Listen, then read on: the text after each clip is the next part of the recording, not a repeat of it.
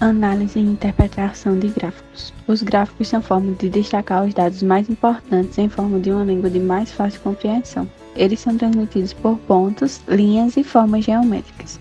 Os principais elementos do gráfico são como eles conseguimos saber a quantidade do que está sendo informado e decifrar o gráfico, o que indica a que o gráfico se refere pode ser opcional e descreve sobre as informações do gráfico onde foram retiradas.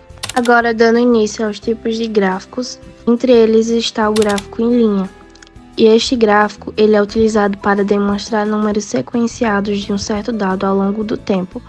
E ele é indicado para demonstrar evoluções ou também regressões, que vão ocorrer em sequência para que o comportamento dos fenômenos e suas transformações sejam observadas. Além dele, também existe o gráfico de áreas, que ele é semelhante ao gráfico em linhas, diferenciando-se apenas por evidenciar uma noção de proporção sobre o todo, e também usado para apontar a relação dos diferentes dados entre si. Gráfico de coluna.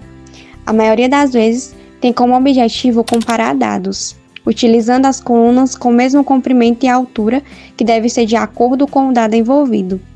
Isso é, quanto maior o dado colocado na questão, maior as colunas. Gráfico de barras.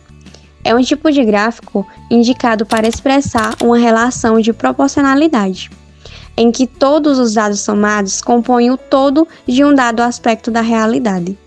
Ele é semelhante também ao gráfico circular, que tem basicamente a mesma função.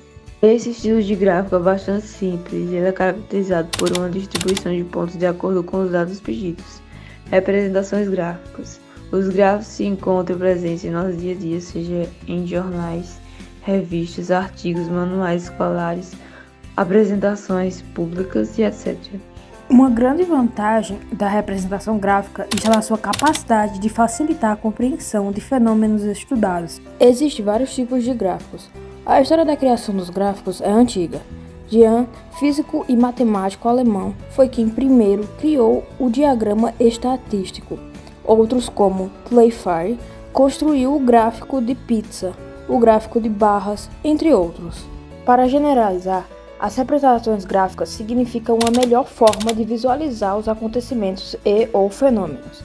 E no estudo de física, isso não é diferente. O gráfico serve para melhor visualizar o comportamento de grandes físicas de uma maneira fácil e rápida. Através de um gráfico, podemos verificar como uma determinada grandeza varia em uma função de outra.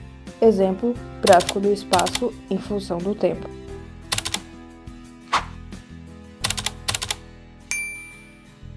O IMC, Índice de Massa Corporal, é reconhecido como padrão internacional e é uma medida utilizada para identificar a obesidade e seus graus, bem como condições de sobrepeso adotada pela OMS, Organização Mundial de Saúde. Objetivos: promover e proteger a saúde da criança, quando necessário, por meio de diagnóstico e tratamento precoce para sub- ou sobrealimentação.